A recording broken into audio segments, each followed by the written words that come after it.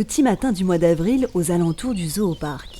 Gabriel commence une nouvelle enquête et pour l'énigme du jour, il faut surtout avoir l'oreille musicale. Si on travaillait que sur du visuel, on n'aurait que le rouge-gorge là, pour le moment. En fait là on arrive à avoir la tourterelle turque derrière, qui fait ses 3 notes. On a une grive musicienne qui chante au loin, là, à plusieurs centaines de mètres. On a un troglodyte mignon derrière qui chante. Ouvrez donc les oreilles et montez le son, car c'est grâce à leur chant que Gabriel va pouvoir recenser les oiseaux du parc, pour la plupart bien cachés dans les buissons. On fait des listes d'oiseaux. C'est des oiseaux qui peuvent être protégés, qui peuvent être d'intérêt même européen.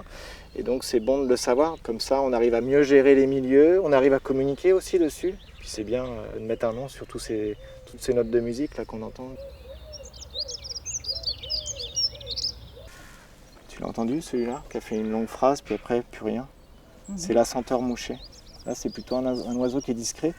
C'est tout l'intérêt de connaître son chant pour l'identifier, parce qu'après, dans le sous-bois, là, en lisière, tu vas rien voir. Là c'est la bouscarle de Séti. Tchif tchaf, tchif tchaf, tchif tchaf. Ça c'est le Puyo Véloce. On l'appelle le compteur d'écus, parce qu'en fait on a l'impression qu'il compte ses pièces. Tu sais, tchif tchaf, tchif tchaf. Oui, mais si le Puyo Véloce ne compte pas vraiment ses sous, alors que racontent les oiseaux et pourquoi chantent-ils ?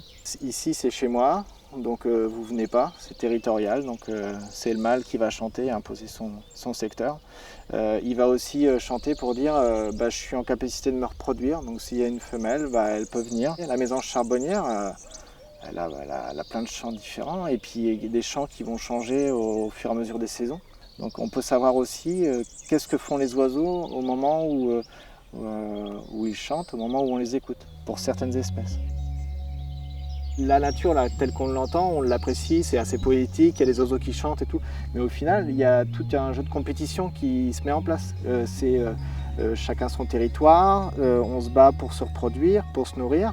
Tout à l'heure, on a l'épervier d'Europe qui est passé, donc les passereaux, ils sont un peu renfermés dans les buissons parce qu'ils savaient qu'ils allaient se faire manger. Donc c'est un peu le jeu de la vie ou la mort. Donc c'est pas si sympathique que ça, en fait, quand on commence à analyser un peu le paysage sonore qui nous entoure.